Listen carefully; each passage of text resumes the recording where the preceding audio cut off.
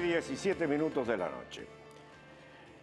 El llamado defensor del pueblo, que es un cargo por medio del cual este personaje defiende los intereses del pueblo, en este caso en Venezuela se llama Tarek William Saab,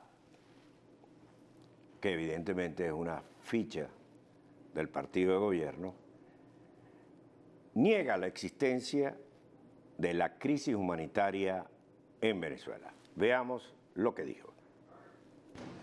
Desde su punto de vista como defensor del pueblo, ¿usted cree que existe una crisis humanitaria en Venezuela? Mira, yo públicamente he dado los argumentos de por qué no existe y por qué ese término está mal usado.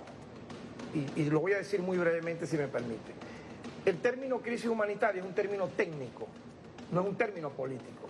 Manipular un término técnico que utiliza las Naciones Unidas para contaminar el debate político nacional, creo que es antiético, es impropio y es inmoral.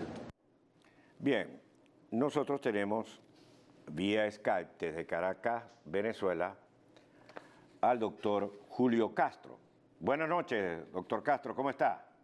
Buenas noches, Leopoldo. Un saludo a tus televidentes e internautas.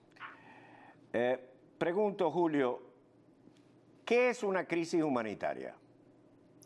La definición oficial de la crisis humanitaria tiene que ver con la incapacidad que tiene un Estado o un gobierno local o un municipio de satisfacer necesidades básicas de su población, independientemente de cuál es la causa que lo produce. Por ejemplo, si hay un tsunami y los hospitales se destruyen o no hay agua, hay una crisis humanitaria. Si hay un terremoto, hay una crisis humanitaria. Y a pesar de que en Venezuela no ha habido una catástrofe natural, hay una catástrofe política. El 50% de las camas de hospitales en Venezuela no están funcionando. El 90% de los medicamentos de uso, medicamentos esenciales diarios, no se consiguen. Y toda la infraestructura, tanto funcional como hospitalaria, está absolutamente en el suelo. Y eso es lo que define una crisis. La gente no tiene capacidad de llenar sus necesidades. Hoy hubo una protesta del hospital universitario. 12 meses tienen los pacientes del hospital universitario de Caracas esperando una cirugía cardíaca. Si eso no es una crisis humanitaria, creo que el defensor Tarek debe revisar sus apuntes de la universidad o de los organismos internacionales. ¿Puedes darnos ejemplos, poblaciones, sectores de la población afectados y consecuencias de esta crisis humanitaria? Sí, tenemos mucho, Leopoldo. Te puedo decir rápidamente, no hay ni un solo anticonvulsivante en Venezuela. O sea, en Venezuela puede haber un 3 o 4% de la población que requiere medicamentos para la epilepsia todos los días. Lo mismo para depresión, enfermedades del movimiento como Parkinson. Igual pasa para enfermedades frecuentes como hipertensión. Conseguir medicamentos de uso regular para la atención o para la diabetes se ha convertido para los venezolanos en un peregrinaje.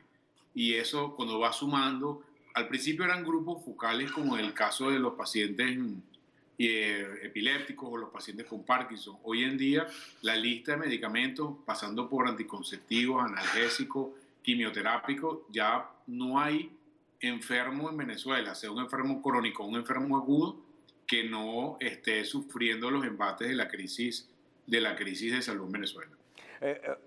Julio, no estamos hablando de medicamentos sofisticados, no estamos hablando de cosas, de enfermedades bastante complicadas, no, estamos hablando de cosas sencillas, ¿no? que afectan a la población.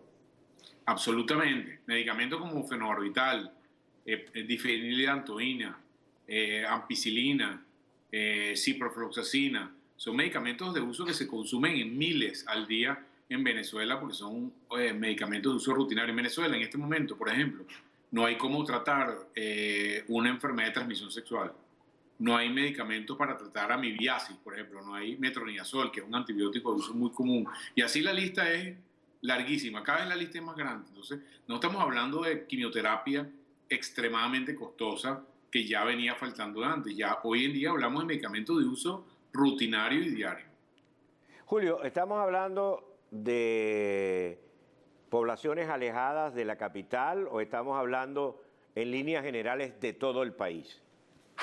En líneas generales, hoy en día esta escasez a nivel nacional. Originalmente las zonas donde era más difícil que llegara los medicamentos fueron las más afectadas, pero después de 2 años de ir consumiendo todos los stocks que habían en las droguerías, en la farmacia, ya la crisis es aún en las grandes ciudades. En Caracas, conseguir medicamentos simples, como te digo, como antihipertensivos, enalapril, captopril, valsartán, son medicamentos de uso diario.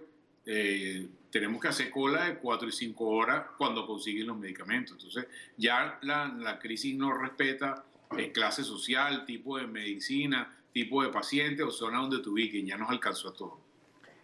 Bien, Julio, ¿cuáles son las consecuencias de esto? O sea, desde el punto de vista médico, ¿cuál es la consecuencia para la población, para los infantes, para la tercera edad? Leopoldo, es una pregunta difícil de contestar porque podemos avisorar implicaciones de corto plazo. Por ejemplo, un paciente requiere un marcapaso y no lo tiene, se muere. Una persona a lo mejor de 70 años que tiene una arritmia y requiere un marcapaso, no hay marcapaso, o requiere un stent para destaparle una arteria del corazón y fallece. Eso es diríamos, una consecuencia inmediata. Pero también me preocupan muchísimo las consecuencias a largo plazo. Por ejemplo, es difícil conseguir ácido fólico en Venezuela. Todas las mujeres del mundo embarazadas deben consumir ácido fólico porque sus requerimientos de algunas vitaminas por el embarazo son 2 seres humanos que están ahí y requieren un consumo mayor de esas vitaminas. Entonces todas las mujeres en el mundo deben tomar ácido fólico. En Venezuela nuestras mujeres no toman ácido fólico hace 2 años y eso está demostrado que tiene un efecto sobre la conformación del sistema nervioso central de esos niños. Vamos a ver aumento de la prevalencia de espina bífida, trastornos neurológicos, y esa cuenta la pagas desde los próximos meses a los próximos 40, 50 años. Esa rémora va a tardar muchísimo tiempo, lo mismo que el tema de la desnutrición. Si tú haces que un niño no consuma la cantidad de proteínas que necesita en los primeros 1000 días de su vida, el daño neurológico que se produce es irreparable posteriormente. Entonces, esos son daños, algunos agudos y otros de largo alcance que vamos a estar viendo. Julio, vamos a hacer una breve pausa y al regreso voy a colocar llamadas telefónicas para gente que quiera hacer preguntas. Seguro.